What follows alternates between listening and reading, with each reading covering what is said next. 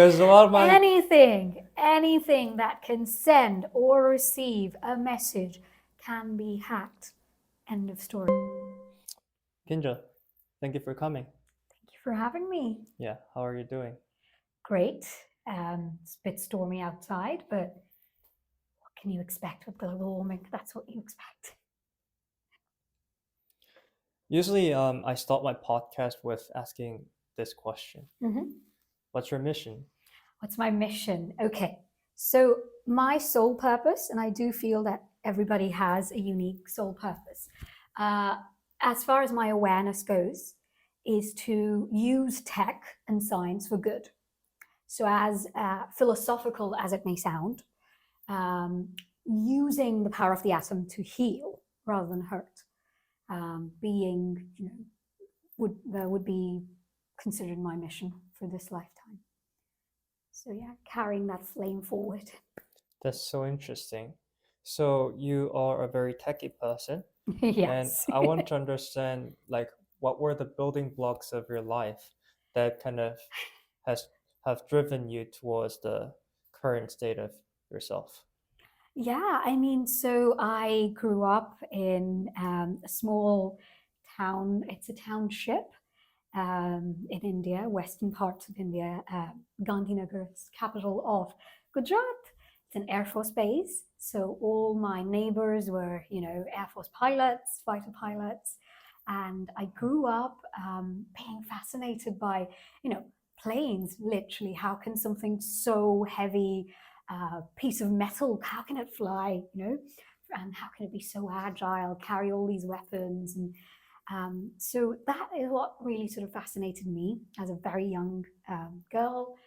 I watched the Columbia disaster burn into crash as a very young girl. I remember I was about 7 when I watched it. So the Columbia disaster is very close to my heart. For the first time, we had a female Indian-born, ethnically Indian astronaut on board, Casey, Kalpana Chawla, long hair, very brilliant smile, brain is the size of the swimming pool, a very, very talented, driven young Indian girl from rural Haryana, depicting social mobility through education. And a piece of debris flung into the rear end, and 7 lives were lost, and millions of pounds and dollars worth of research was lost. And NASA was backtracked. The cryogenics program and the propulsion program and everything was, halted. And I remember as a 7-year-old girl, I did not have my dinner that night. It impacted so much. And I think what I found very early on was, my mom and dad, both from very science tech background. Mom has a degree in chemistry, a degree in statistics, also a degree in teaching and law. Dad is a mechanical engineer with an MBA. And so they said, and this is back in the day when, Google was a very, very big luxury. So you had to go into the library, book a computer as an 8-year-old. And my dad was, he used to pick me up, and there I was Googling away, doing my research. And that was very healing for me, because I found out that something as small, fleck of paint or something small, debris, can actually cause a big disaster.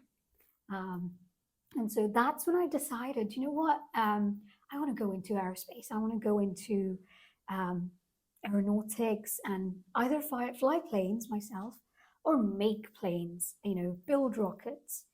And whilst growing up, I was a very weak, fragile, little delicate, a nerdy, geeky girl with braces and glasses, typical lanky, fragile girl who didn't really do a lot of sports. So I wasn't fit enough to serve in the Air Force.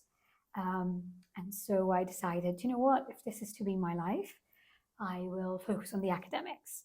And so, yeah, now I design and I help search for bottlenecks in the supply chain of planes. That's so interesting. regarding the incident that you mentioned, Mm. the disaster, Mm. I want to ask like what specific point that made you so attached to that incident? Was it about the impact a small technical problem could cause, Yeah.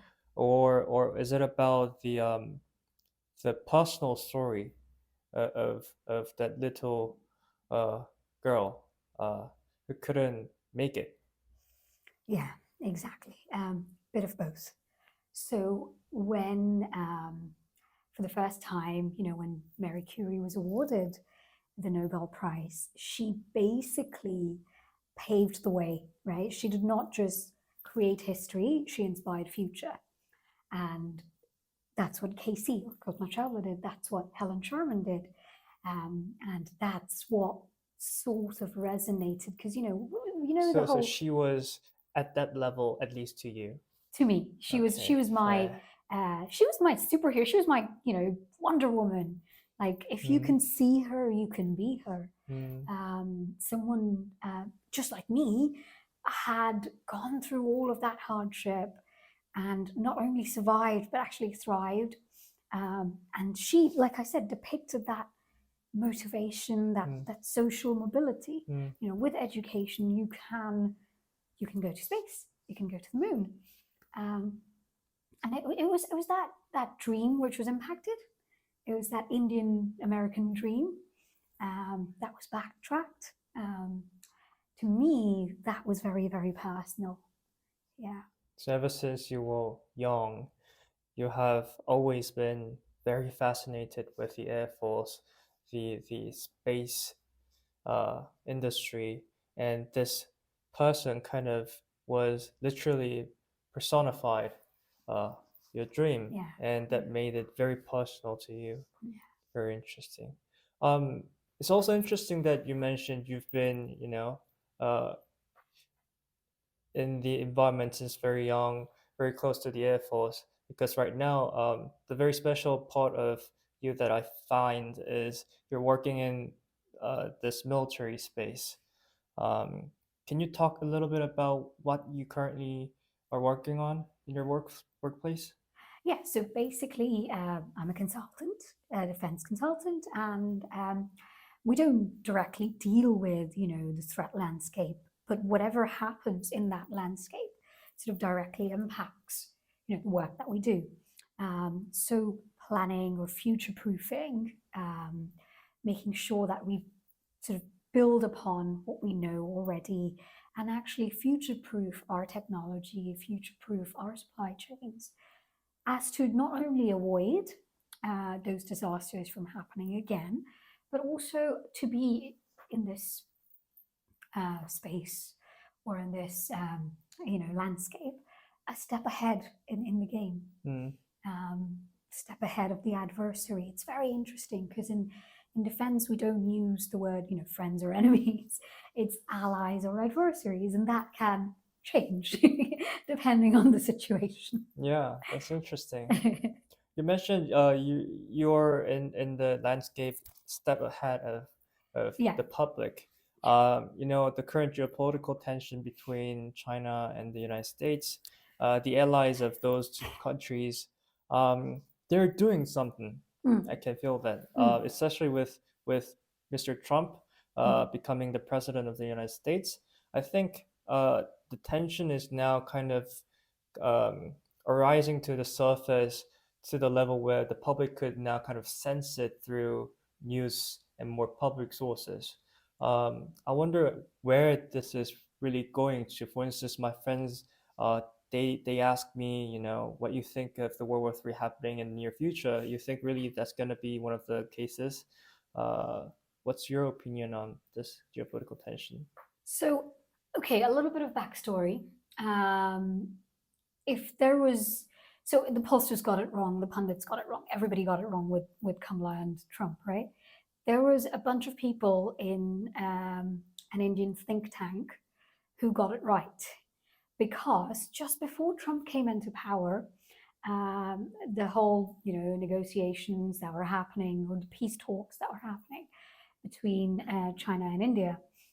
Chinese were, I mean, People's Republic of China, the representatives of the People's Republic of China, agreed to more talks on the border issues. And so President Xi Jinping was not so reluctant to have those talks with Prime Minister Modi. And everyone was like, okay, what's going on here? That's never happened in the last 18 months. And so the Chinese predicted if Trump wins, they cannot afford an aggressive USA and an aggressive India. They need to choose one of those. Exactly, so they need to have a cooling period so they can at least resolve one of the many, many ongoing border issues since the Sino-China, the Sino-India conflict, the Razangla conflict. And that, it's the longest border issue in the entire world, right? So, people call me biased, but okay, so pick one country that China doesn't have a border issue with. You can't. They've got a border issue with everyone. So, okay, there's something that, there is a pattern, right? There's something going on. So, like I said, so the Indian think tank, they not foresaw it, but they predicted that actually this may happen. So it was very, very interesting. Trump winning with so much of majority now, and he's very pro-USA. He's not really anti-India, anti-China, anti-Japan. He's just really pro-USA. So having said that, though, he is very unpredictable, right? His past, he will say something and then deliver something and then do something else. So it will be an interesting time. Now, about the US-China standoff, China is actually not militarily, because they have never forced a war and won a war away from their mainland, right? Ever, and to my knowledge, do fact check me on this, but I don't think they have experience fighting. USA, on the other hand, have a lot of experience fighting, right? So that's where the iron fist comes out, when the velvet gloves come off. Now, commercially, you cannot ignore China. China is an ally and an adversary, and you have to, it's called in diplomatic sense, it's called the dance of diplomacy, right? The waltz, where sometimes you have to take the lead, sometimes you have to let the other person take the lead. Although that's a very wrong analogy, because you don't dance with your adversary, right? But with China, you have to compete, collaborate at the same time. So it's a very, very delicate situation that the USA must navigate now. Unlike Russia, China doesn't talk. Unlike, even to an extent, North Korea, China does not budge. Unlike Iran at least has a percentage or a level of democracy, right? China, okay, maybe on the surface, but does it really have any democracy? So China is a very, very interesting ally and an adversary, and one must be very careful navigating any form of relationships with China, whether it's border control issues, whether it's commercial, hegemony, whether it's corporate espionage, right? They launched not one but two fighter aircrafts. To a trained eye like mine, because I have a background in aerospace, it was blatantly obvious, but even to an untrained eye, some of those sensor technologies are very, very similar to F-35 that the US and the UK are working on, French and the Italians are working on. So, by all means, I'm all for, a country and their national spirit and doing everything they can in their power to stay ahead of the game, do all of that. but for God's sake, invest in your own research, right? Don't go stealing tech from other people. So you have to be very careful because it's not just, commercial hegemony. They can afford to, dump things in the market because they can afford to manufacture at a very low rate. Corporate espionage, you can't really. I mean, it's like saying it's like plagiarism, right? If a French movie has been inspired from what's that K drama I'm thinking of? Good Doctor. There you go. So the Good Doctor, the Hollywood version of it, was actually inspired by the K drama Good Doctor. They made it very American, but okay, stealing people's ideas without their permission is theft in the world of arts. In tech and science, you can't really hold them accountable, even though it's severely patented. After a while, it's out there, and so they can say, "Oh, it's very similar to this," or "It was inspired by this." So China is an interesting player, as opposed to Russia, because you can at least talk with them. As for World War III is concerned, okay, so I have two different responses. My heart is saying something and my head is saying something else. I'm curious about your head. Why? You're curious about it? Of course you are. There you go. So my head is looking at the pattern, okay? So if purely just based on logic and rational logic, I was, I'm a keen observer, so I read and I listen to podcasts in this space. Prior to World War II and World War One, there were a number of events isolated around the world that were happening, which now we can backtrack, go back and sort of connect the dots that, okay, this led to World War One, right? Maybe now we are getting to that sort of pressure building pressure points. So however isolated events they may be, Ukraine, Russia, one of them, the Middle East always has been volatile, right? But this time it's burning, and it's burning with a lot of people internally sort of, it's imploding. China, Taiwan. Let's not ignore the Korean Peninsula. We can't ignore that. That's also a very keen one. There is some border activity happening between the Afghan border that's linked to the Baloch region of Pakistan. And of course, China, India, right? That can't be ignored as well. So there are a number of events happening all across the planet. And now with Trump in power, he wants to take over Greenland. Another form of imperialism. I was very interested in the whole sort of Panama region. So the reason why he's very keen on that is because US deep state has actually time and again warned of a lot of alleged, this is not confirmed, but alleged Chinese presence in that region. So you have, where's my geography now? Okay, so you have the Hawaiian Islands, and then you have the Panama region. It's very very, very smooth sailing. But if that is choked, like the Suez Canal, by adversaries, you are then spending a lot of money on fuel to bypass it, right?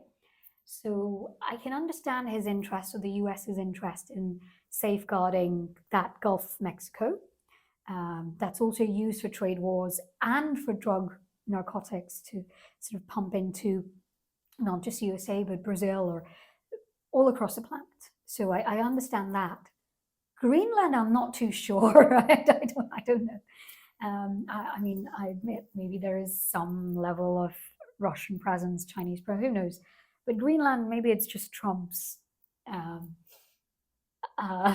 eccentric, attention-seeking tactic. I don't know about Greenland, but that is an interesting announcement. Yeah, I want to take over Greenland. I want to take over Canada. I don't precisely recall, Mm. but the billionaire investor and entrepreneur, the Shamath, you know that guy? Oh, yes, yes, yes. Yeah, Ah, yes, he, yes. It's ringing a bell. Yeah, neither can I. The one who betted on, is that the one? the all-in podcast person. Yeah, yeah, yeah, yeah. Yeah, the Yeah. smart person. Ah, yes. Yes, it's ringing a bell. He explained about the back logic behind Greenland thing, Yeah. but I don't recall what it was. Maybe the audience can kind of go back to what he said. Yes, please do. The only thing I mean, in my head, as far as my exposure is concerned, the only thing I can um, think about is that Greenland is very close to the Arctic. In fact, Alaska and Russia on a very cold winter are like a couple of miles away, right? Because it freezes and you could just walk to the other land. So the only thing I can think of is Greenland can be potentially used as a base, just like Norway, Sweden, they're used as a base for NATO Mm. countries. So Greenland can be potentially used as a base, and perhaps there are a few movements, few activities. I think commercially, you can just like anyone can go and buy a piece of land there. They'll give you a visa and stuff. Mm.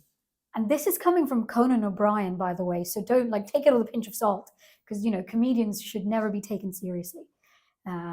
But anyway, commercially, it's an interesting place. Maybe he wants to make sure that he gets it before anybody else can get it. Also, natural gas. You can, for instance, they've got a lot of space. You can initiate a conversation of mining or having heavy machineries, installed there, manufacturing plants installed there. Yeah. One thing I can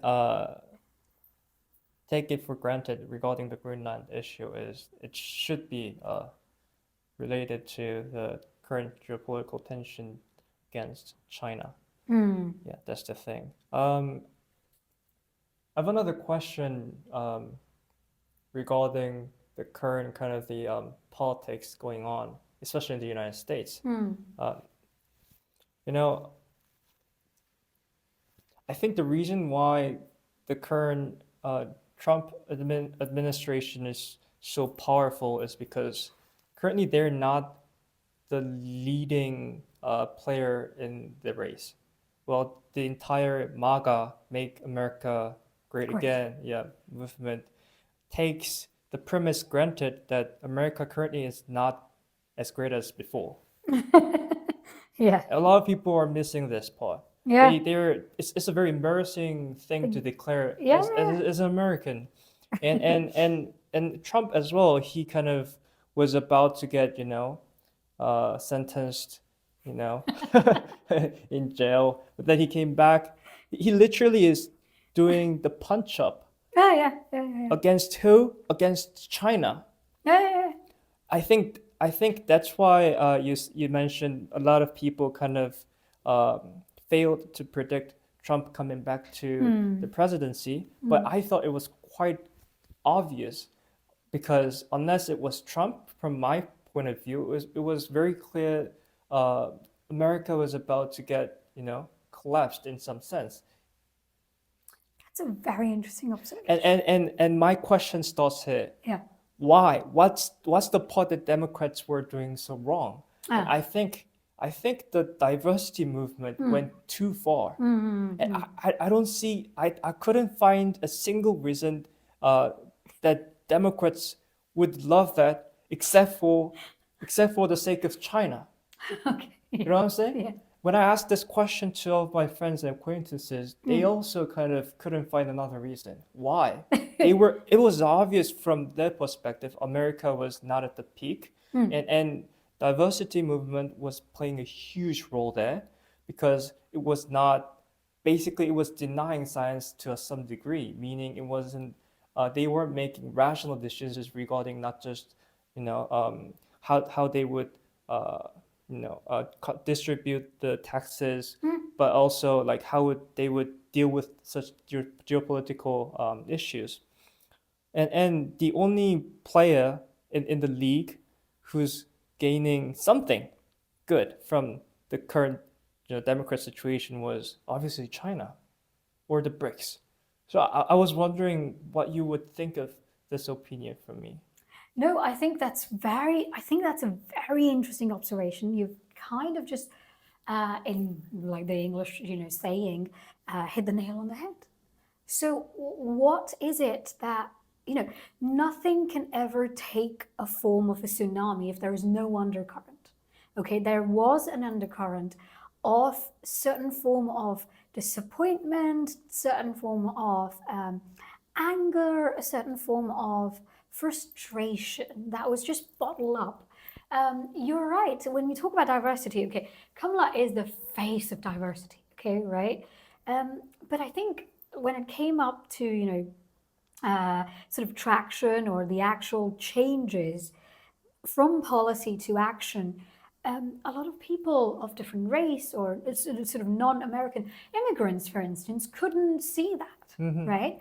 So absolutely, I think it's really That's really actually interesting. another really good point that also Peter Thiel, the Founders Fund investor, actually the founder of the Founders Fund, made. Yeah. He said the entire strategy of diversity does not work. The only case it could work was if the person who runs the election was white male American, because there should be only one person who runs the president's the election process, but then he couldn't be everyone. You know what I'm saying? He could Yeah. only he or she or whatever that is could only represent one particular sector of that diversity. But then if you think of the most majority within every category, then it's white male. Yeah. Okay. Okay. So there are two. I have a huge I have huge respect for people on both sides, or Yes. Democrats and Republicans, Yes. and I have family in the States. I have Yes. a lot of friends in the States. Okay, and a lot of them are white male. Yes. Okay, and this is what they say to me. They say, if you are a struggling white male, it's a very frustrating thing to hear that this is your fault. This is your fault all the time. Now, the reason there are two aspects to what you've just said, and you exactly. So, first of all, diversity doesn't work by talking the talk, it works by walking the walk. Okay? So, the most diverse prime minister, I often joke about this all the time. I have a lot in common with Liz Truss, right? Because I too would make a terrible prime minister, right? So who joked? Oh God, I can't remember the comedian's name, and I should, but okay, the Scottish comedian. Anyway, so it's a borrowed joke, but I say this all the time. I say, I too would make a terrible prime minister. The person who actually did the most in terms of diversity for this nation, believe it or not, was not the former Prime Minister Rishi Sunak, was actually Tony Blair. Because in his time, he did a lot of work against, raising awareness for knife crime. I was a schoolgirl. We did a lot of work about, knife crime, about gender equality, social mobility. For the first time, these things were, at the forefront of surface level. Apart from all the war and nonsense that he did, he was a good prime minister in my eyes. There you go. And then David Cameron also implemented a lot of, regardless of the party, white males, even in this country, have implemented and suggested a lot of policies that have created a lot of impact at ground level. So you don't really need to be the face of diversity to walk the walk. Well, in theory, yes, but it wasn't the logic they were arguing. You know what I'm saying? I mean, That was a loophole for them. yes, and I think what the Republicans did was, instead of taking all the boxes of just saying, "Oh yeah, we will do this, we will do that." I mean, the Hassan Minhaj's famous stand-up, act, why are you voting for Republicans? He's calling you, downgraded rapists. He's calling you all of this. And he's like, oh, do you know what I would let a politician call me if I have to pay 0% federal tax? He's right. He's right. So I think what the Republicans hit this time was, everybody wants money. Everybody needs money. Everybody wants a good life. What can downplay diversity, and this applies to not just politics, it applies to corporate organizations, it applies to think tanks, it applies to activists, it applies to academics. It should not be appeasement. It should be creating a level playing field to give opportunities to people who have been deprived of those opportunities. It should not be at an expense of someone who is already well off. No, that's not what inclusion, that's not what diversity stands for. I don't agree with, I officially condemn, I do this at every single platform, I condemn radical feminism. I don't agree with women's right being at the expense of men's right. No, men have their own problems, physical problems, emotional problems, and it's wrong to say that equality for women is at the expense of inequality for men. They don't have to take the knee for us to rise. We just need to raise good sons and good brothers and good husbands and good boyfriends, make them understand that this is where we're coming from, this is why we think, and this is what we think. And also be there for them when they have their own issues. And so diversity can play that appeasement card. And I guess that's what backfired for the Democrats this time. Having said that, though, it is also giving a rise to very staunch, conservative, radical movement. So I have my own friends and cousins and their friends who are advocating for saying, I want Trump to come into power because he's a savior for all men. And I'm like, okay, sure, but who are men being saved from? I'm sure it's not as bad as I'm sure we're not out there to get you all. Yeah, and also the main topic of this podcast so far has been the World War III. I think the tension is real, and in terms of that, what's more important than your life? You're like you mentioned, people want more money. Like, where does the money come from? If you don't have the country, exactly, you have to save exactly your own country first, and then talk about, I don't know, how to distribute what you have, unless you're gonna lose everything. Yeah, that's what we every single conference we go to, when we talk about open science, open access of research, open AI, open resources for research, cancer research, whatever. I think that a lot of people argue that COVID has blurred those boundaries. I don't think so. I think it's the other way around. I think COVID has created firmer, more rigid boundaries between nations. Why is it that certain nations were winning the vaccine war, right? It was because they were investing in their own research. I mean, think of your plane travel, right? You put on your own oxygen mask before helping others. So absolutely. World War III, there are a lot of trigger events. Do you have a specific timeline in your mind? The timeline that I have in my mind was before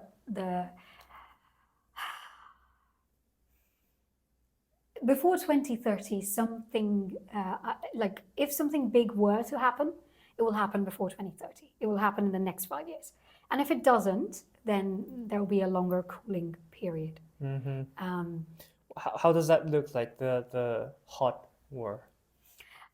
So again, this is where, although you must always listen to your brain as a scientist, we have evolved to have a sense of morality. as humans, right? We're Homo sapiens. We have a consciousness, not just a brain. I mean, even 100 years ago, we were Homo sapiens as well. Oh, you're such a rational. Oh, God. Yeah, but so 100 years ago, we were Homo sapiens as well, right? 100 years ago, even in World War II, if you go to, I would highly recommend go with your partner, future partner, girlfriend, whoever, to Vienna. Okay, it's a beautiful place, right? Great place to just walk hand in hand, everything you associate with being romantic, chocolates, horse rides, long walks, music, violins, right? Vienna was a place that was really sort of ravaged with war. It's the place with very, very big war memorials. It's a place that's one of the headquarters of the UN, right? All the embassies in the world. The Karlskirche, St. Charles's Church, the heart of Vienna. When I went there for a conference, I was representing SGAC, Space Generation Advisory Council, for the UK in the UN. I was just wandering with my friends, and I saw a timeline of all international love stories. So the St. Charles's Church was used as a nursing station. So you had, people from the Soviet army, people from the Sikh battalion, the French army, US Marines, some Koreans who were taken, who got shelter in the US. Just like Mr. Sunshine, believe it or not, there were so many ethnically Korean, soldiers. And it was used as a safe house for wounded warriors. And a lot of nurses were from all different ethnicities. So you had the Indians, and you had the French, the English nurses. And, over time, many people fell in love. They found love. At the heart of war, when there were bombs going around, you still had love blossoming, okay? So as philosophical as it may sound, yes, we've evolved, and yes, we are violent as a species. There will always be war, because we've evolved to survive, right? It's the survival of the fittest. But as a result of that evolution, we've developed a consciousness, and that consciousness has evolved to put someone else before us, right? To put the society, community before us.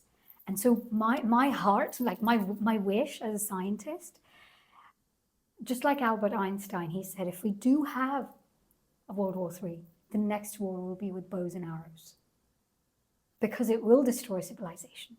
We have more nuclear bombs than ever before. It will destroy civilization. Oh, wow. Yeah. A nuclear weapon must never be used, because once it's used, once you get rid of that first use policy, I mean, it's like that, you know what I mean? You just mentioned that scenario is possible. It is. It sounded like you're saying it's probable. Yeah. So exactly. There is a difference between very, very cleverly churned, and congratulations for picking up the idea behind it. Exactly. There's a difference between possibility and probability, right? Mathematically, it's probability is when you assign a value to something. So like, that classic Sheldon Cooper scenario. I might go home and find $1 million. In what world is that, like, 50-50? Well, it's not. It is probable because Russia has gone back, again, fact check me on this, but Russia has gone back on their first use policy. Although now they've said we're ready to talk, we're waiting for US signal. North Korea has a lot of nuclear arsenal, right? Japan has a very anti-war, anti-weapon sentiment. China has a lot of nuclear arsenal, right? So Then my question is, we all know, even a little kid knows that there are a lot of nuclear arsenals all Mm, around the world. There are mm, many countries who own the arms, but mm, then, um, well, the first question would be: would there be a possible scenario where uh, somehow the the country kind of disarms the central infrastructure of the opponent mm, country, mm, and then just mm. basically disable all the nuclear risk? Okay, there can be. So, And then the second question is, hmm, okay, it can be, but it's still a huge risk, right? exactly. Then why on earth are they? Like for what You mean are the what? they? You Yeah, mean yeah, the yeah. weapons arsenal? The West and the East. Actually, the United States and China. Actually, it's pretty clear. The United States, they want to be, at the top forever, Yeah. and China, yeah, maybe the same reason. Yeah, yeah, exactly. Oh, oh yeah. United States, they do want to be on top forever. If I have to pick between China and USA, China is more like expansionist, like it's like we want to leave the mark on the world, be remembered for generations, Mm, sort of thing. Um, USA is more like, yeah, we're here and we want to be the power center forever and ever. mm-hmm. And they will win the race if they win space, and if they win cyber. So I want to go into what you said about disabling nuclear arsenal even without possibly using them. So hacking into critical national infrastructure, disabling their capacity or capability to even produce weapons. Yes, you can.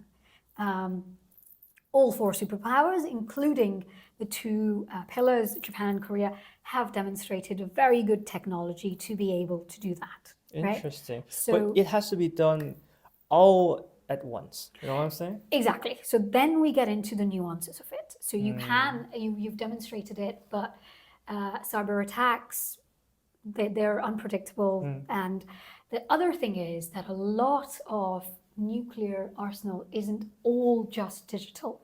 A lot of it is analog. mm, So you still have to work on the risk of something falling out of the net. mm, And when it does, yeah, when you start a war, mm, moral goes out of the window. It's pure mathematics. So nobody predicted escalation of Israel and Hamas, but it did escalate because war is, we cannot ignore it. There will always be some shifting, some violent form of war. There will always be that because that's how we are humans psychologically. But the least we can do is sort of um, minimize the impact of it. So I guess a lot of times I get asked this or heckled about this. What is the point of having nuclear arsenal? Like you said, like if you can't use it, what is the point? Are you just flexing your muscle? I Well, mean, typical scientist answer would be because we can. even if you don't have it, you can. I say this all the time. I remember I cracked that joke with you as well. Koreans often, every time I go to Korea for an academic exchange, they're like, what do you think? Do you think we should have a nuclear weapon? I'm like, you guys already have a nuclear weapon. His name is Park Ji-sun. Yeah. um, you don't, but you can very quickly because you have all the tech. Nuclear weapons isn't about the arsenal, it's about tech, it's about knowledge transfer. Um, yes. Um, but that's like the nature of humanity, curiosity. Like we want to build it. We want to see it in front of my eyes. The smiling Buddha, Yeah. um, first nuclear test of Mm, India, so cleverly choreographed, so mm, brilliantly done, mm. under the nose of the CIA, right? Just so Yeah, I brilliant. heard I heard the conspiracy theory. Actually, at least Peter Thiel does not think it's a conspiracy theory, but Yeah. he allegedly argued that the reason why after the Cold War, the United States decided to slow down all the technological development, the crucial incident happened was Smelling Buddha. India, yeah, India making their own nuclear weapon behind the scene. Yes. And they had satellites all over us. And Yes. so every time someone says, well, you're always late, Indian weddings are Yes. chaos, it's choreographed chaos. The CIA was 2 hours too late. Mm. Yeah. and the Brits, I mean, like, look at us, look at what we've done. Like we have, we have AGR. Like, okay, Americans make fun of it, but AGR's work. I mean, they've powered a hell lot of electricity for years. I do hope there should be more, investment in the nuclear sector in the UK. But like, okay, so weapons are not. Yeah, Smiling Buddha was because of very clever scientists. We had a president who was the nuclear Yes. scientist. Yes. So Yes. yeah.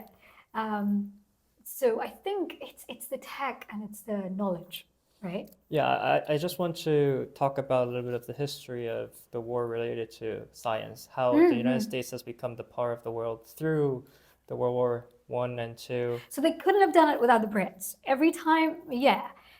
Like, okay, go on. Sorry. No, I was just about to say it briefly. Technology has played the pivotal role in terms of the shift of power. The United States could have developed all the, fancy technologies for the sake of supporting the allies or themselves participating, Yeah. at the end of the world as a player. And then those technologies turned out to be useful not only in terms of the war space, but also in terms of commercial usage and all those different kind of things. So that's how the United States recognizes the significance of technological development in terms of securing the power that they have. And I wonder, like, we just talked about the danger that the World War III possesses, but I'm pretty sure it would be very different from World War One and World War Two in terms of the technologies and the weapons that's going to be used. I know there would be a lot of things that you cannot talk about, but what are some kind of examples that would be very kind of shocking for the audience to imagine about what the current state of war would look like with the technologies? Yeah, absolutely, sure. And I must also mention my senior Adrian Niche. He works very closely with the threat intel sort of side of things. So do check his work out as well on this. There are 5 fronts of war now. So we don't just have land, sea, and air. We have space and we have cyber. So one thing that we must really safeguard against is cyber. So Stuxnet, you must know about Stuxnet, right? No, never heard of it. Okay, so Stuxnet was a virus on the Iranian nuclear power plant. It was done to specifically sabotage. That's where we go into what's known as OT space, operational technology, when the IT interacts with physical infrastructure. So CNI stands for Critical National Infrastructure. Now, anything that can send or receive a message can be hacked. End of story. Could you repeat that Period. again? Because a lot of my anything that can send or receive a message can be hacked. End of story. We've seen that with the pager attacks, right? We've seen that with, you might think it's analog, but it's not. Anything that is connected to another device can be hacked, right? So even a blood pressure machine, it can be hacked. An MRI machine can be hacked. What else can you? Everything. Yeah, everything. Everything. Your smartwatch. There's a reason why I use analog watches, because it's a style statement. It's a style statement. Don't wear smartwatches. No. Yeah. And just be in this day and age.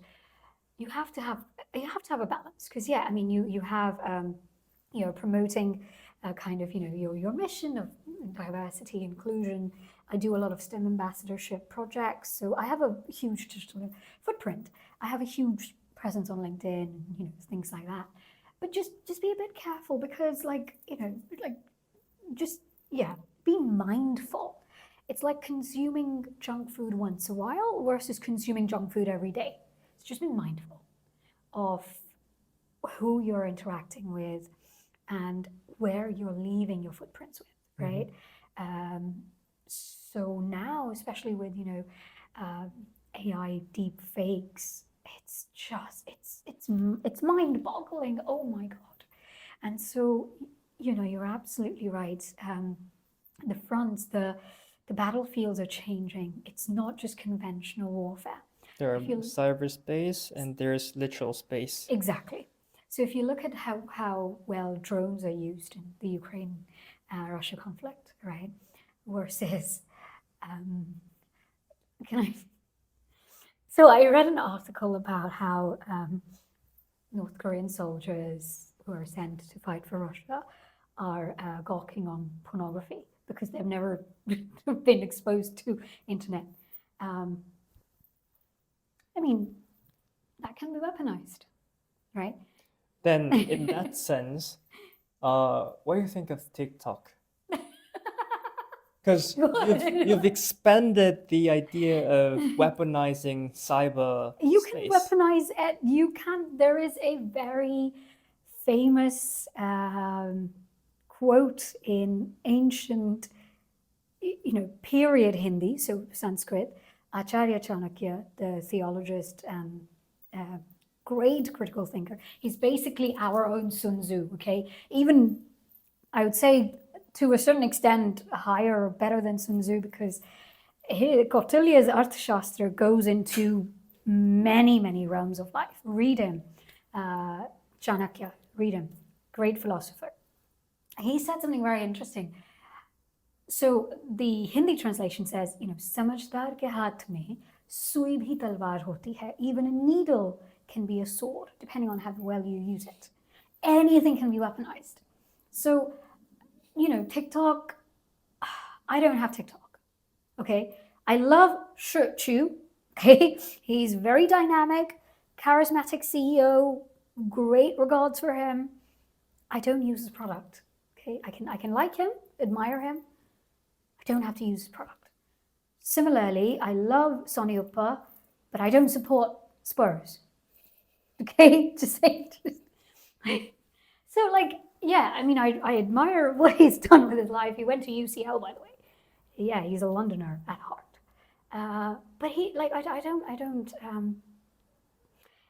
The security implications and like the way that it's designed to share joy and create an impact. Yeah, sure. But although it's very empowering, don't get me wrong. Like you can make it viral on TikTok and like a small, cozy tea house somewhere in Liverpool or York can make millions, and I'm all for it.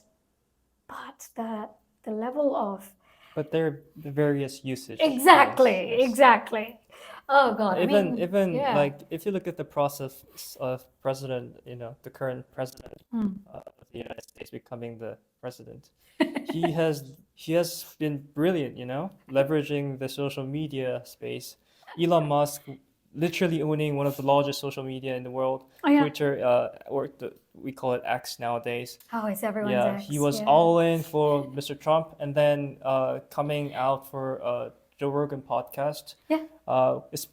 And plus the impact kind of amplified with Google not kind of they trying to censor the search for the particular video.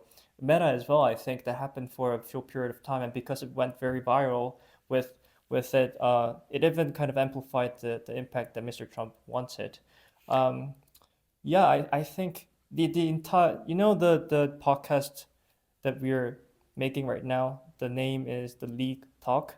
The League Talk. Yes. Nice. I personally found, I think the world is led by only a handful minority of people. I call those people the players, and those players are in the league. Hmm. And I personally found that the league is very technologically oriented. Hmm. It's becoming more and more so, and the fact that I'm technologically very hugely impacted, influenced, but then those technologies are owned by a handful of people, those players, was very disturbing. Yeah. Yeah. So I just wanted to kind of discuss about it, trying to find a way, into the league. Yeah. So think of it as not necessarily Squid Game or simulation. We are free. We're not held hostage, right?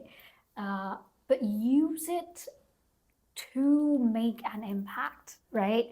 So yes, it is in the hands of the handful. It is, and power previously, like during the Bronze Age or the Spice Age, it used to be very diplomatic, like land and cattle, and then we had like metal come into play, and then we had energy. So like coal is what added the great in the Great Britain, right? And now I think it's a mixture of energy and technology, Mm, right? mm, But mostly technology, because with climate change, the next war will be, I think every single war that we've had um, is based on oil and resources to a certain extent. To a certain extent. It started with that intention, right? When a country is energy independent, like France, they can hold their hands up and sort of say, we can do what we want, right? So, on a number of occasions internationally, when they're singled out, or French luxury products being boycotted, or certain countries in the Middle East saying, we don't agree with this, and blah, blah, blah, and we won't give you any oil or natural gas, the French are like, yeah, we don't really care. We have enough nuclear power. We have enough weapons. When you're energy independent, you then are completely, you don't have to survive. And then you can just use all their resources to do your research, to make weapons, to mediate between Russia and Ukraine, as Emmanuel Macron quite famously did. Um, it. You can either have an iron fist with hard power, you can have an iron fist with soft power, like Japan and Korea. You can have it with economic power, like rising India. Or you can have it with energy independence and tech power, like the French. interesting. Capere. Interesting. You said, people have to think about making an impact, utilizing the technology wisely, not just, Hmm. you know, brainlessly scrolling through the reels or short videos every day. I mean, I do that a lot of I do it times. as well. There But you then, go. thinking about the impact part, Hmm. if the impact is also kind of designed Hmm. designed by the league, Uh-huh. you know, Uh-huh. what if I try my best to make an impact, but on a level it's also within the design. I have this kind of fear, and then eventually you kind of go to the first principle thinking, like as as a humanity or as an individual, like what does it mean to live this life? How should humanity manage the civilization? Where should we progress? Because um, I think that really is the fundamentals of the entire issue that we have discussed so far.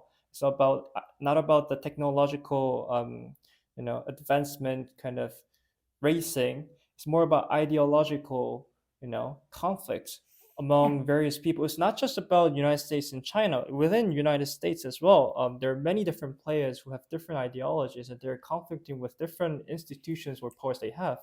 For instance, I want to specifically mention regarding the AI race that's happening in, Hmm. in the world. Absolutely.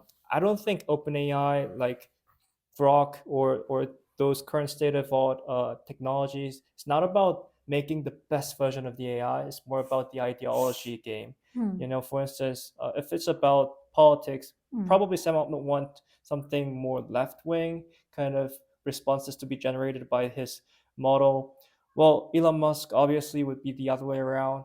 Um, every human individual has particular, his or her own version of what should be the right future.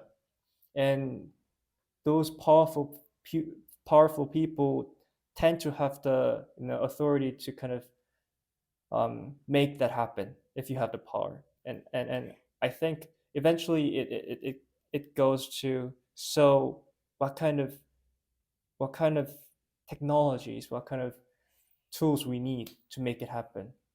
Yes, so technology can be used as a weapon to penetrate ideas, Mm, to radicalize. We've seen that happening, across the planet. To radicalize, to spread a narrative, right? mm, Facts can be. I mean, facts are facts, right? Numbers don't lie. Numerologically, numbers don't lie. What lies ahead is the narrative. So, I mean, if I ask two Korean lads, how do you like soju versus sake? One of you might disagree, and then I can say 50% of Korean men don't like sake, right? I mean, or I can even twist it and say, make a TikTok reel, whilst we're on the subject. 50% of Korean men hate Japanese made brewed alcohol. What have I done there? I've just initiated, like, I've literally I've just fanned the flame, right? So, yes, technology is used to spread narratives, to change ideologies, to brainwash, to radicalize. What can we do if we are more aware that, so interesting thing as a journalist, the first thing you're taught, right? Whether you do journalism, broadcasting, when you learn it in school, this is the first thing you're taught before even reading the title. What do you read? You'll read the source. Challenge the source, right? Is it coming from the president's mouthpiece? Is it coming from a student leader with a certain sense of liberal ideological influences? Is it coming from a technocrat? Is it coming from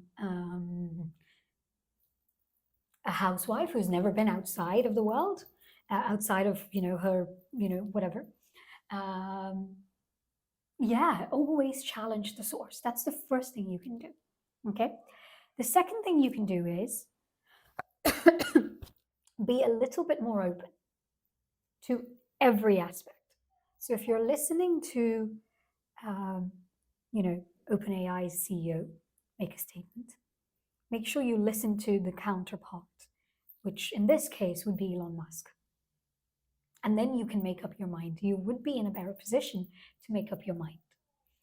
Now, as far as using technology, or them basically dictating how we feel or how we think, and using technology to aid that,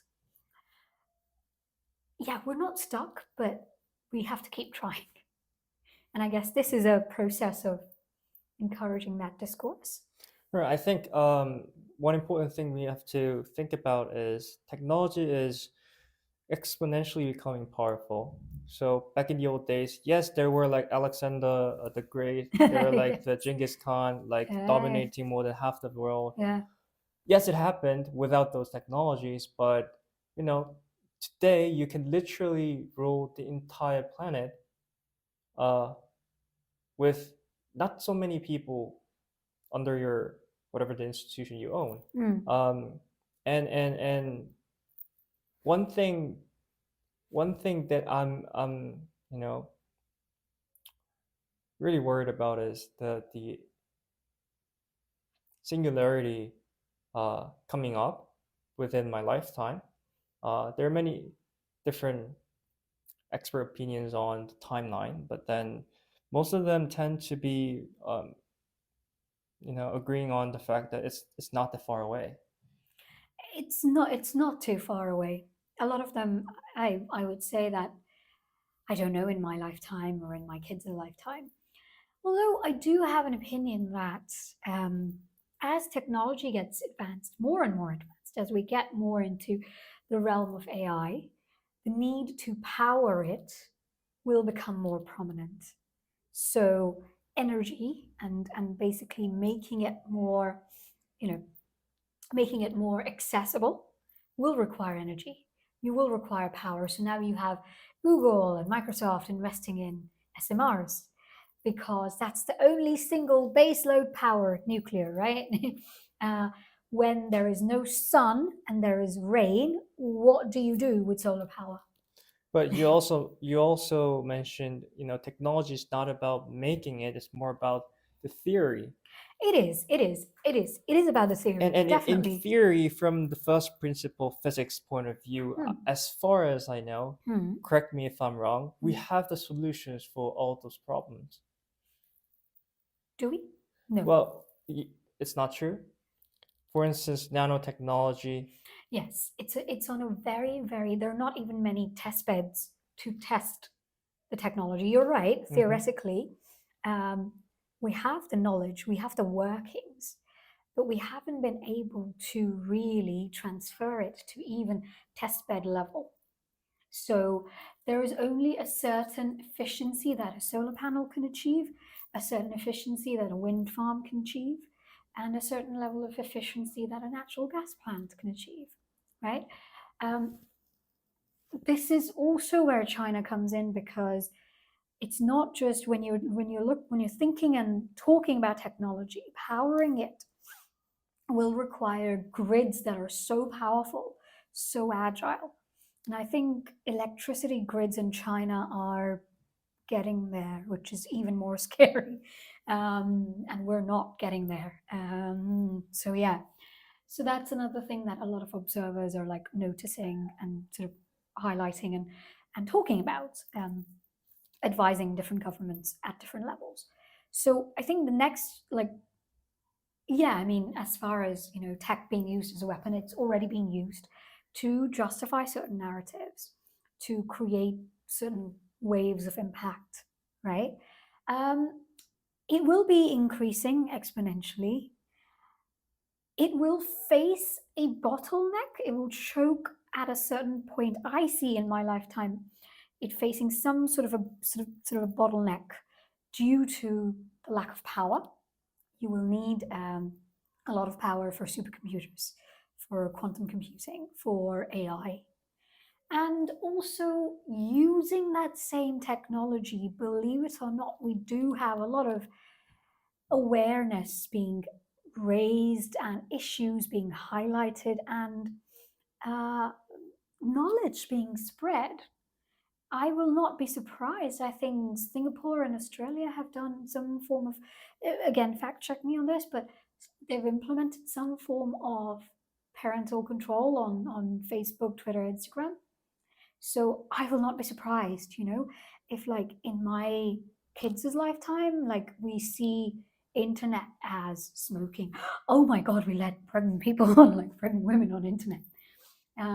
So there are two sides of the coin. It's not all like singularity is a reality. It will be a reality. But will it be a very dark and dire reality? Probably not. Probably not. I think there are two different kind of topics here. One thing Mm, is regarding the timeline. mm, We agree on the exponential growth that's happening, but yeah. then it's more about where's the tipping point then? Where's the singularity? I don't You're know. saying, Ooh. energy could be the bottleneck, Energy will be, yeah, the but bottom. my point of view is, or some other point of views are, the AI could be the amplifier of pretty much every single field of science, Mm. which could be also an amplifier of, the entire science field. Then, in theory, human brain could not simulate the exponential growth in any form, which we are witnessing right at the moment. For instance, ChatGPT was not meant to be there in 2023. No. No, it was expected to be happening in like a few years later. Right now, I think this weekend China made some kind of state of model. I don't recall the name. It was I can't DeepSeek or either. something like that. Yeah, yeah, Yeah, and it's yeah. way cheaper than that. Exactly. There are a lot of conspiracy theories and rumors going on threads and Twitter that the research people, R&D people in those big corporations are going to get fired next week because they're not doing their job. Ah, The yeah. technological development, the pace of it is is incredible. It's mind-boggling, and the whole word mind-boggling Mm. literally means that my brain is boiling. I mean, it's bed, Yes, it's I mind. mean, I can't comprehend. You're right. it's the right state. Yeah, It's a limitation of human brain, and yeah. once that's the whole point of singularity, where we don't Mm, know what's gonna happen the next. exactly. After that point of singularity, the idea, like physics. I mean, it's been long I've studied this, but like the point of singularity. After that, you don't know what lies ahead, basically. Yes, and the thing is that it is very, very close. So we can theorize, theorize possibilities of what could be, but we can never be sure. Mm. All right. I mean, if you had asked me when I was your age, like not so long ago, ChatGPT, maybe I would have maybe predicted it. We were making robots that were, like taking commands, and Pierce Brosnan's film. It was a really terrific film. Like human, it was about humanoids being programmed. So yeah, I would have predicted ChatGPT, just like Google was predicted by my professor. But the way that it's being used now, and like I never thought that like Instagram would be such a huge deal. I never thought that deep fakes would be such a huge deal. Like, I mean, not so long ago, I just wrote a LinkedIn post about, a chat GPT generated image. Mix that up with a form of realistic image, mix that up with something else. And the limitations are endless. The So simple numerations and are powerful. endless. And I mean, if that technology goes into the hands, it's already gone into the hands of, pedophiles and yeah, anyway, deep fakes are being used for wrong purposes. And it is quite sinister. Like what can be done is very, very sinister. Imagine, with a digital weapon falling into the wrong hands. Imagine what, I mean, actually, we don't have to imagine, it's already fallen into the wrong hands. Yes. Okay. We cannot comprehend what already exists right now. Yeah. I mean, there was a, an event in my local primary school that I attended. Apparently, a lot of like there is lack of awareness around sharenting. It's an amalgamation of the term sharing and parenting. So sharing your kids' videos online. Oh my God, he is so cute. Look, he's jumping off, blah blah blah, without realizing what impact it could have. Just opened my eyes to. I will be very I'm a very affectionate person, so like I will like take pictures of my niece or kids. I mean, I take permission before putting them online, but I would still like put them in group chats or like put them online. And the fact that something so benign can be used for something so sinister aches my heart as well. So, I mean, what can we do? I mean, we can't just live under a rock. We can't stop sharing pictures, creating new things, and sharing joy. But we have to use the same technology to educate people, to make them aware. So, like, educating people on, what is good, like, so there are two things. Like when I was growing up, there used to be awareness and education around, your body and like changes in your body and what is good touch versus what is bad touch. When should you complain? Blah blah blah. Now I think there should be some changes around, when should you complain if a dodgy uncle is taking underskirt pictures of you, right? An 11-year-old or someone who's just hitting puberty should know about her rights. That did you take permission before taking my picture? I don't know what you're doing. Like, what's the drama I'm thinking of? They highlighted this issue. very, very nicely in one of the K-dramas, The Glory. Please watch it. It's a very brilliantly written K-drama based on a true incident. Yeah, they highlighted this issue. I think we need to use the same technology to make people aware and empowered. So you just That's what I think. you just made a point regarding the second thing that I wanted to discuss, which is with what we're going to have, would the future be, bright, optimistic, or rather pessimistic, not so a good place that we want to live in? Um, well, I think education is a good option. It's not a perfect one, given that we're living in a capitalistic society. I mean, if Yeah. singularity comes, this money thing does not work as well, so it's going to be meaningless.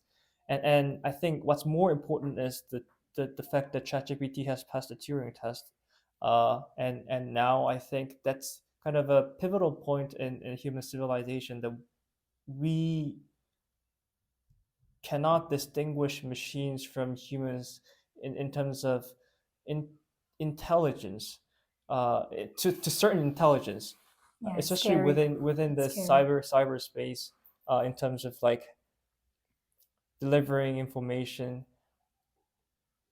Then what this indicates is basically, we are hacking our brains, our dopamine system.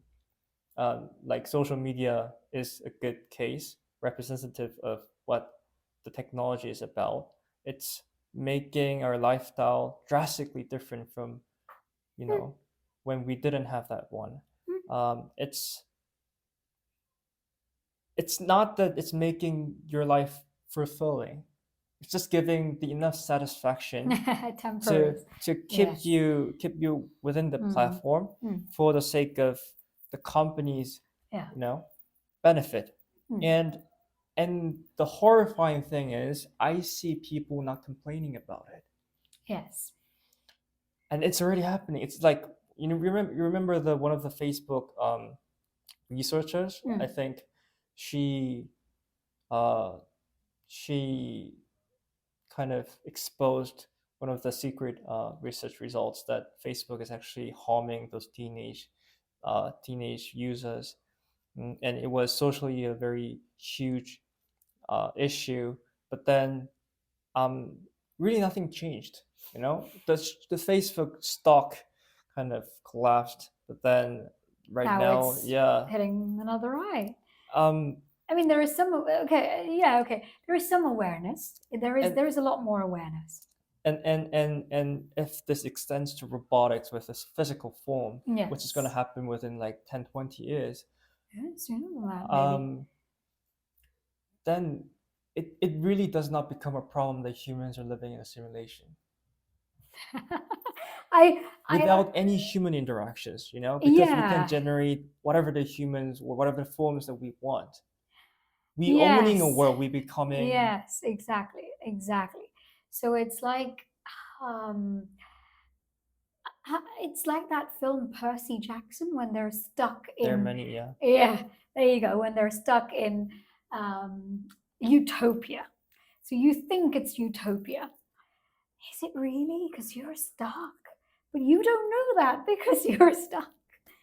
The interesting thing about reality is suffering. So suffering isn't a reality. Okay, suffering is not a reality, and this is what I mean. This is exactly what I mean. So, okay, so I will. Okay, let me take a step back. Let me answer that question, and let me sort of tell you what I do and what I sort of promote in my inner circle of people who are sort of academics and interested in life just outside of their smartphone. So basically, it's not just apps to share your life. For example, dating apps, right? Tinder, right? Or other apps, whatever they may be.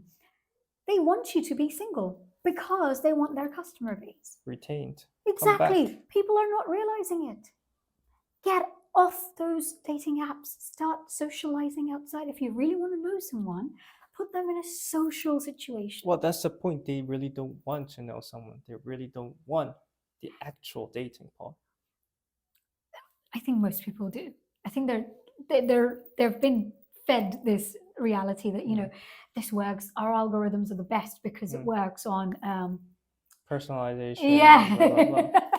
You can think the other way around, because that's what I see. People can talk so easily, but the acting part is the hard part. It is. I mean, like they chat for like, not that I would know. I know this offer. Like I'm not. Yeah. Okay. No, not specifically about Tinder, but Even Facebook you or can say like, I'm gonna become the president of the United States. Bullshit. Like, what you do is actually what you want. yes. That's my theory. That's my point of view. Exactly. So okay. It's an easier example to sort of use as an analogy. So let me use this example as an analogy. If you really want to know someone, put them in a social situation, put yourself in a social situation. The best way to, so my grandma taught me this, okay? Like the best way to know a guy is to take him shopping. Not for clothes and jewelry and makeup, groceries, okay? Get him to like pick up those grocery bags, okay? To like get him to use those muscles. That is what you will be living with, all right? So go to a bowling alley together, like compete together. See how you two actually work together against each other, with each other, with your friends, with his friends. Take up a hobby together. And mind you, this is not just single people. This is a lot of marriages are failing for this very reason. A lot of parents are sort of, pitted against their kids. They don't know how to have this conversation. Pornography is accessible to young boys at the age of like tender age of 12, even before puberty. Um, Dads and older brothers don't know how to have that conversation. They were not exposed to it. Like, get offline, okay, and talk about life. Um, I mean, when you're young, you think your love for video games will last forever, right? And it doesn't. It gets surpassed by an updated version of that video game, or it gets surpassed by something altogether, right? Similarly, this is your adult love for dopamine. And it's not a slow release dopamine, as you very rightly said, it's temporary satisfaction. So, someone talking to me on Facebook, someone liking my post, someone loving my reel, someone replying to me on a dating app, they can, A, they can fake it, B, it might not even be a real person. You might be talking to an AI version who might look like Sonny and, who might run like Park Ji Sung, who might shoot like pitch like Park Chan Ho, who might act like Hyun Bin, and who might do push-ups like Daniel Henney. There you go, best of all the worlds. That person does not exist. All right. So the best way to do it is to actually take a step back and actually get closer to our roots. Okay. So if we spend more time with people who grew up without technology, spending more time with, grandparents, for instance, taking a break, going to rural areas where you grew up, going close to nature, okay, that is unfortunately the only way. The only way, because you're right, people are not even complaining. Most people are complaining, but I don't think they know. They don't, because in order to complain, like you can complain at anything, but in order to get out of that sort of comfort zone, you need a potent solution, right? So normally when people ask me this, like, oh, most people meet online because everyone's doing it, because everyone's meeting online. Most businesses, like most meetings happen on Zoom because that's yeah, everyone's doing it, but also you're part of that society. You are not that society. Okay? So take a break from it. Certain things are better old fashioned way, honestly. Like, if there's one thing that I would like to tell people coming of age, like, from 15 to 21, these are your formative years. Spend time, take up a hobby, spend time with your friends, go hiking, do, even if you're coding or even if you're playing video games, do it in a group. Do it in a way that's creative. Take up a hobby to help someone in the society. Raise some funds for your local church. Go to a temple together. Like, plan a wedding for someone. Like, plan a birthday party for someone. Um, do some social work together. Learn a new skill together.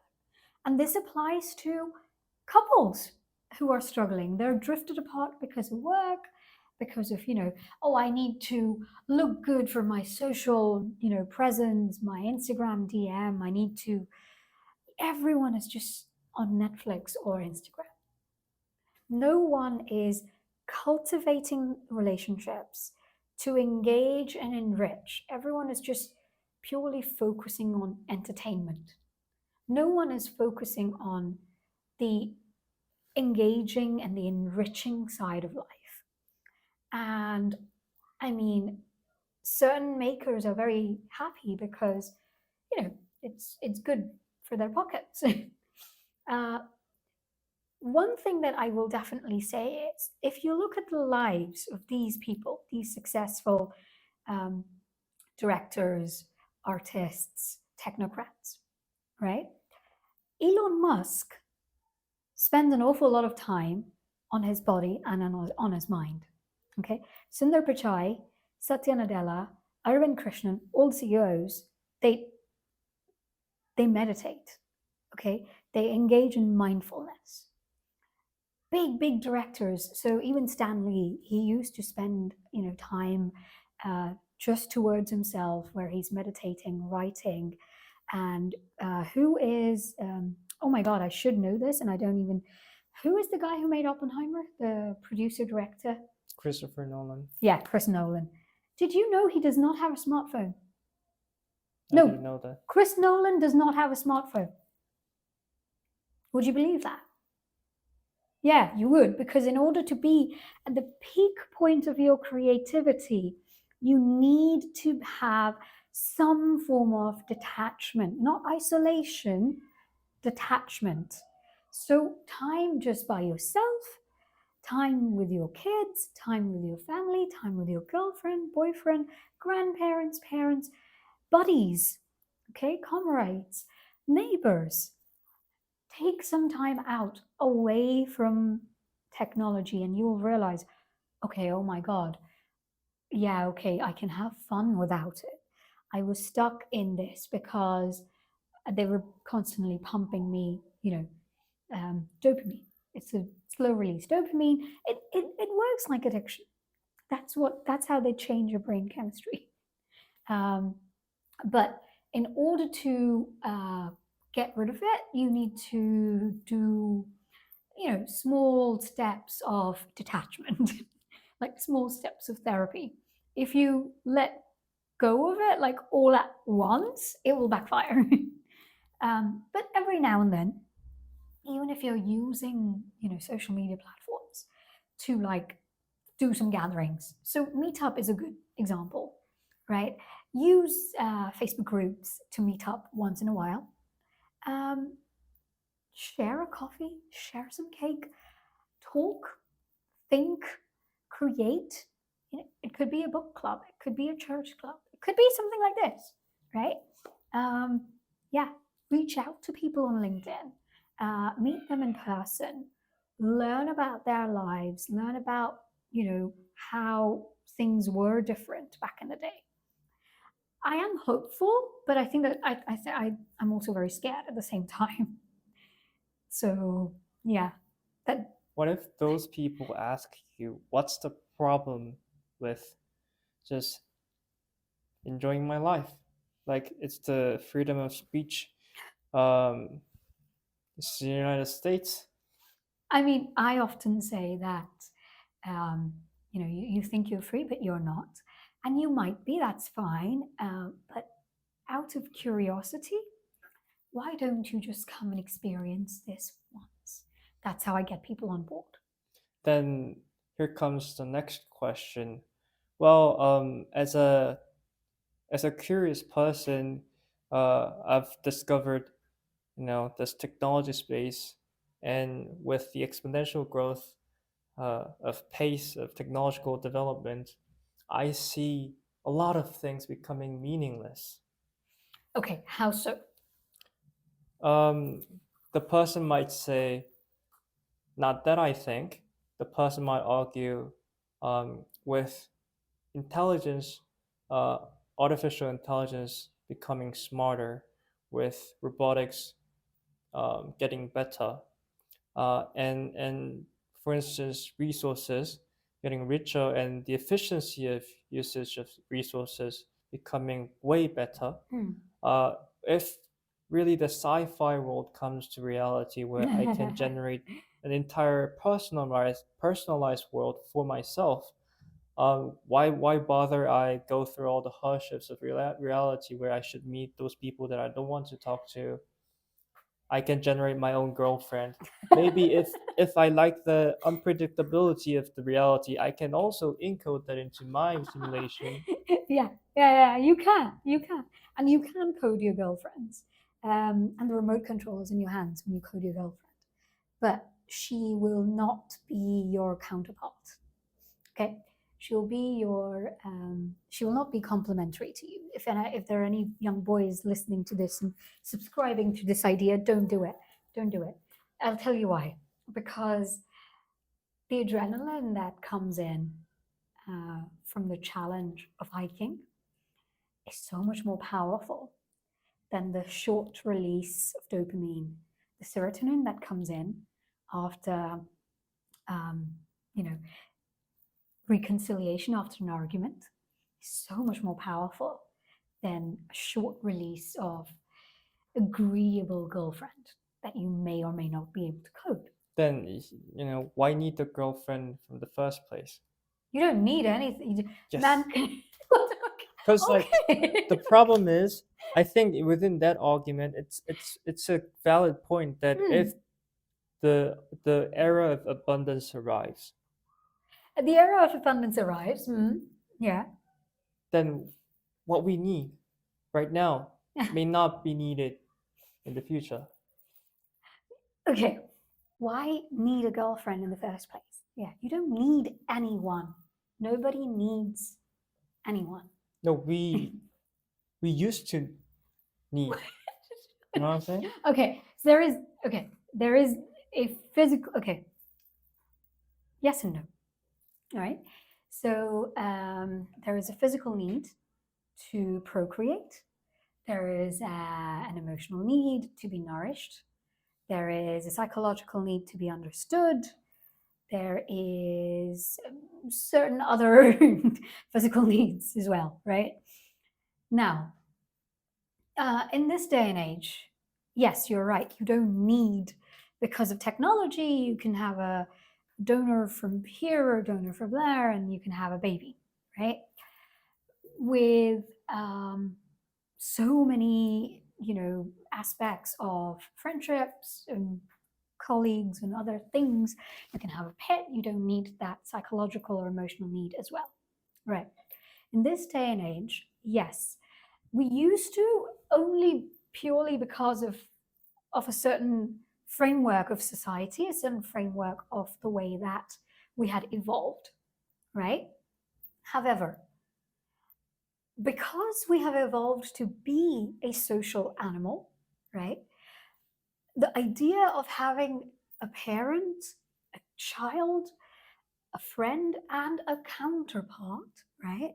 And they're not they're not your life partner for a certain number of years. They're your life partner for life. They're partner for life. That's the idea of having a counterpart. The idea is not that you need them or they need you. You may do at certain points of your life.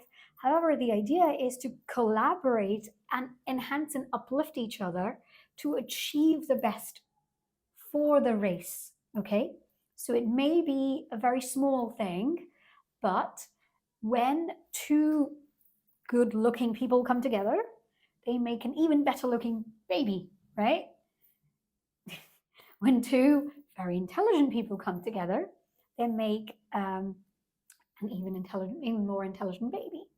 However, over years now we've seen with research that mixed race and mixed ethnic groups of people, when they come together, their offsprings end up doing much better. They have the resilience and the intellect and the quick learning capacity and also the emotional intelligence that is very often not displayed by a lot of you know single race or single ethnic or homogenous people, kids for instance.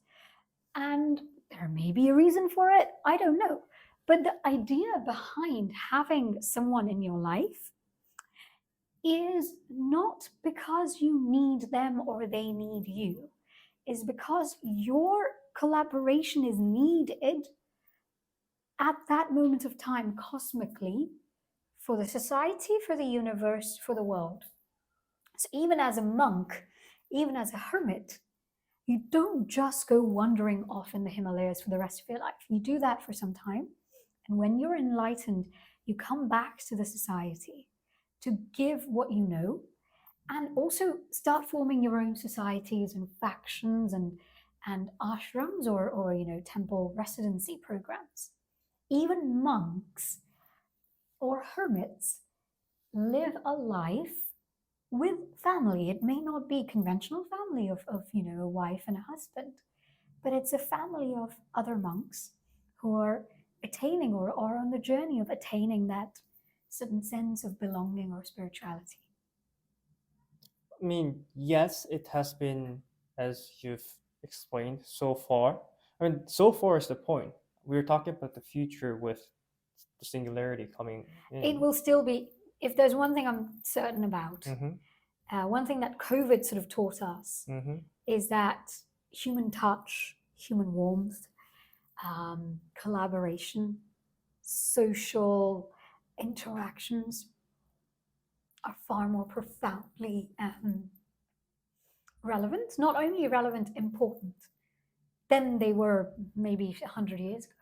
I'm not degrading the importance of humanistic Just because of that. touches. So just because of that, this aspect will not fade away. I don't think it will fade away. That's what I think.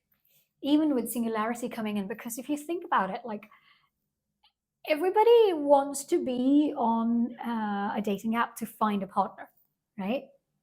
The basic human need, or not necessarily even the need, the basic reason to be on Facebook is to make friends. The idea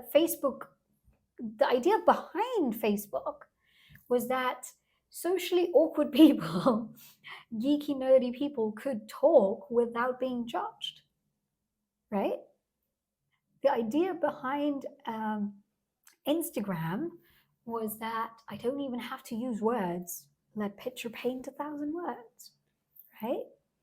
The idea behind TikTok is that I don't have to have a pre-established presence.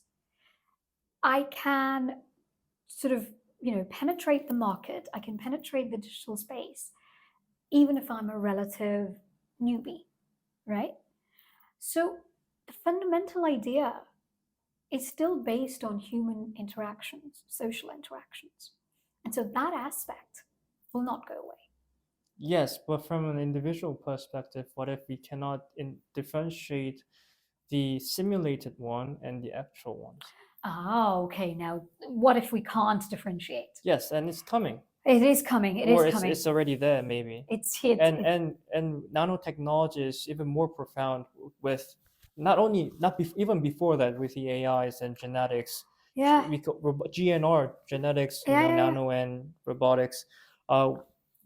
We now even can literally make the second Kinjal.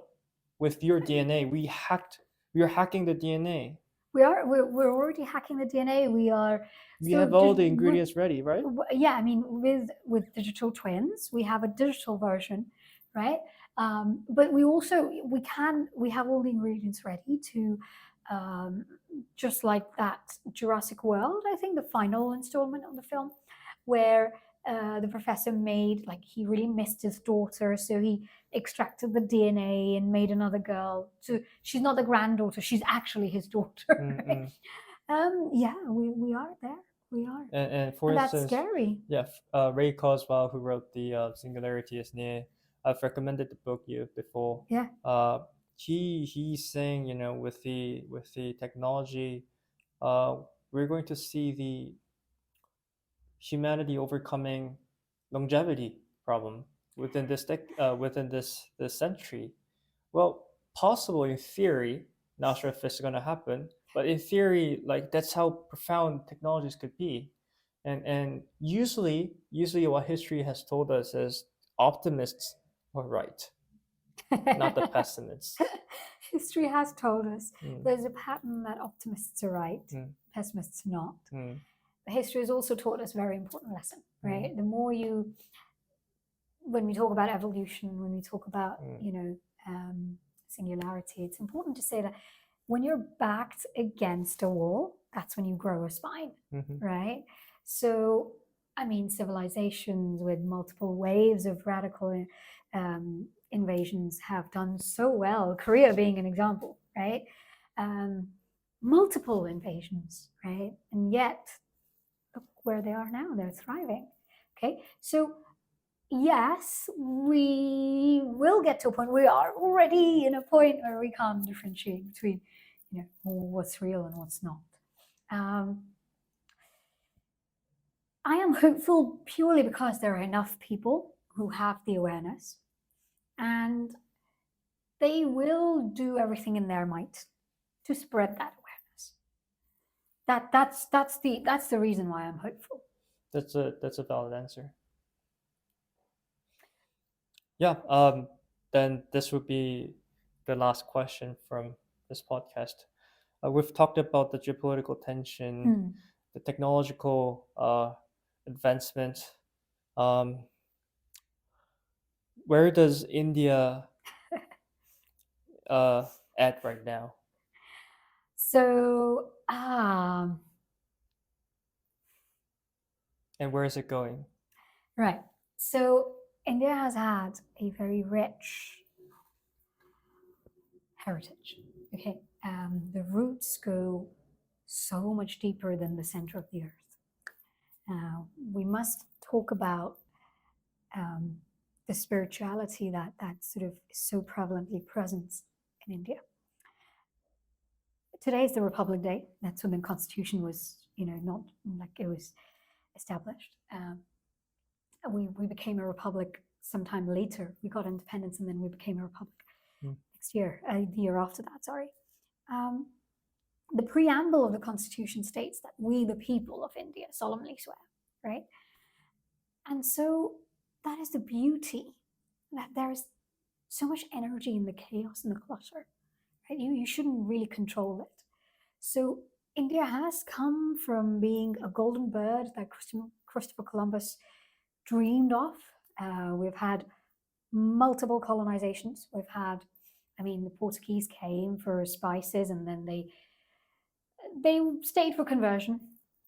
Um, the French came for spices. They stayed for the weather. Who else came?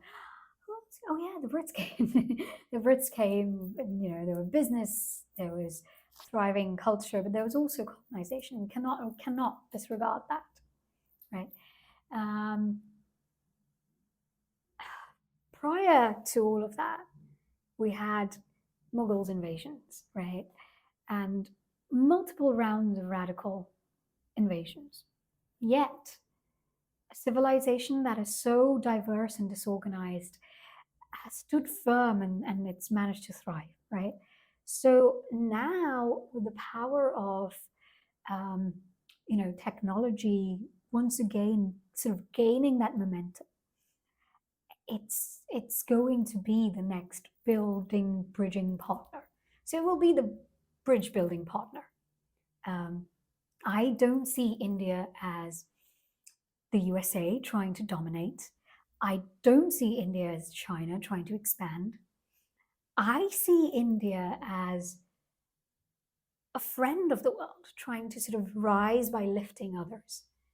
That is the essence of, Indian spirituality, Indian dharma, as we speak. So years ago in the medieval ages, when King Sora of Gaia had a dream of a maiden princess with, beautiful golden brown skin somewhere in Ayodhya. She did not question. Can you imagine? I mean, what we were talking about, like, people finding it difficult to have a conversation right now. Can you imagine? Like, she did not speak any Korean. She did not use chopsticks. Like, he had a dream. It was a very mystical, spiritual, love story. And she, with that message, she left everything. And with that conviction and his reputation that preceded him, she trusted everything, left everything behind, packed her bags, and went to Korea. And there is a whole pool of genes which are like Indo-Korean now. I mean, obviously now it's more prevalent with so many more expats settling in different parts of India and parts of Korea. Similarly, there's also a Thai princess who fell in love with one of the kings in the Chola dynasty. And the king left everything behind to go and settle in parts of Thailand. There is a very deep connection that Cambodia shares with southern India, that Indonesia shares with southern India. In fact, all the names of the islands, Java, Sumatra, Jakarta, these are all from Sanskrit. So yeah, India has never built walls. It's always built bridges to connect. And it's always found, like, even when you have gone into a foreign land, it's never to invade, it's only to defend what's rightfully never yours. invaded a foreign country. No. It's not in my DNA, it's not in my ethnicity to even think of looking at something that does not belong to me, right?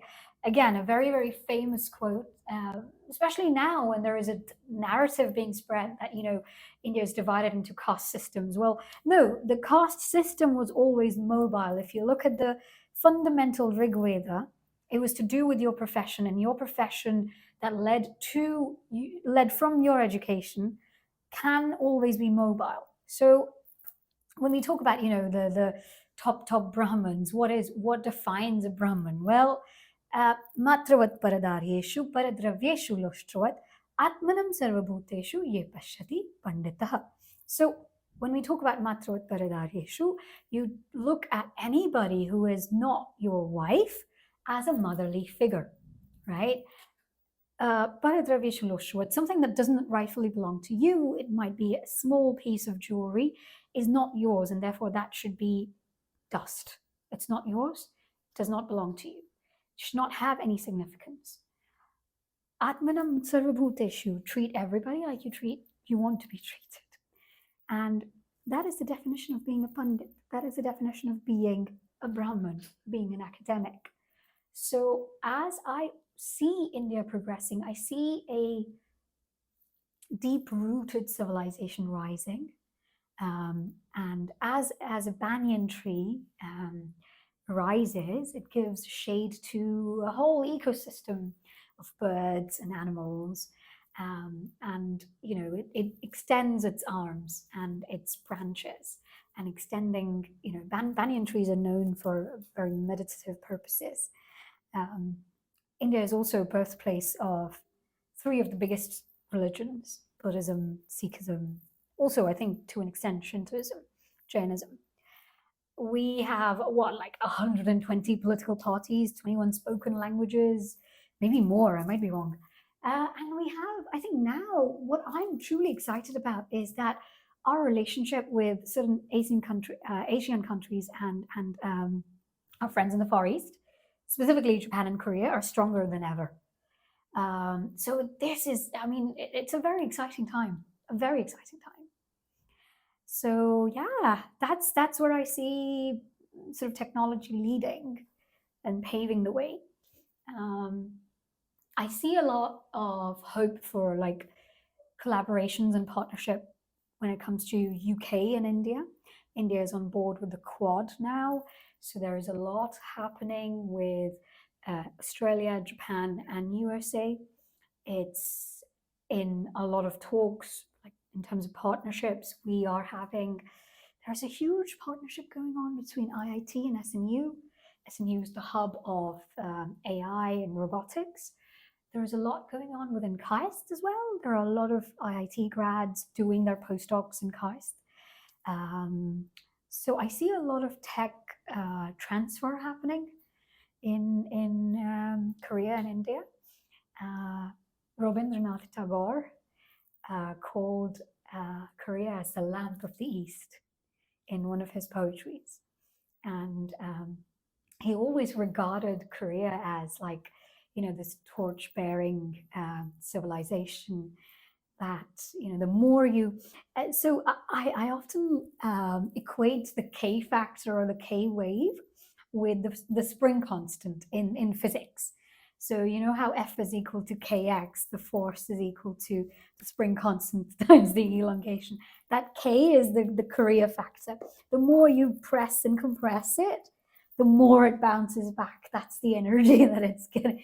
So, invasions and plagues and political turmoils, and even now with the political turmoil,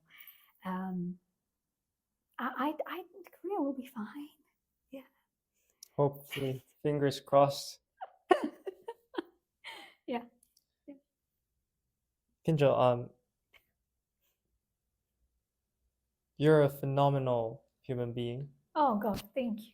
Thank you. So are you. Thank you. Today, especially, your wholehearted belief towards the humanity was truly inspiring. Thank you. I hope that, yeah, the future is unpredictable, but it's not all grim. At the end of the podcast, Mm-hmm. I'm making a tradition Okay. that a guest is to throw a question to our audience. Okay. Okay. And this question is very important because Yeah. asking a good question, throwing a good question is actually more important than finding a right answer. Because if the question is wrong, no right answer exists. Correct. Um, please share one of your questions. I think I'm guessing that a lot of people are the younger sort of audiences. Ask yourself this, how can I help? When you look at a problem, think about how you can help. Add some form of technology into that solution mix, and then ask the question again, how can I use tech to help? And you'll be surprised. That's my camera? Okay, right. There you go. So I'm not very well versed with tech, as you can see. Ask yourself this whenever you see something happening in the society, happening in your neighborhood. It can be in your school, your college, your family, okay? How can I help? When something triggers you, when something makes you uncomfortable, something makes you angry, when something makes you frustrated, when something makes you sad, it can be any form of trigger. Ask yourself, how can I help? Add the tech into that mix and think about the question one more time and say, how can I use tech or technology to help? And you'd be surprised, there's so much you can do with your bare hands. And the possibilities are endless. So, yeah, that's the question I want to ask. How can you help? Yeah. Thank you. Thank you.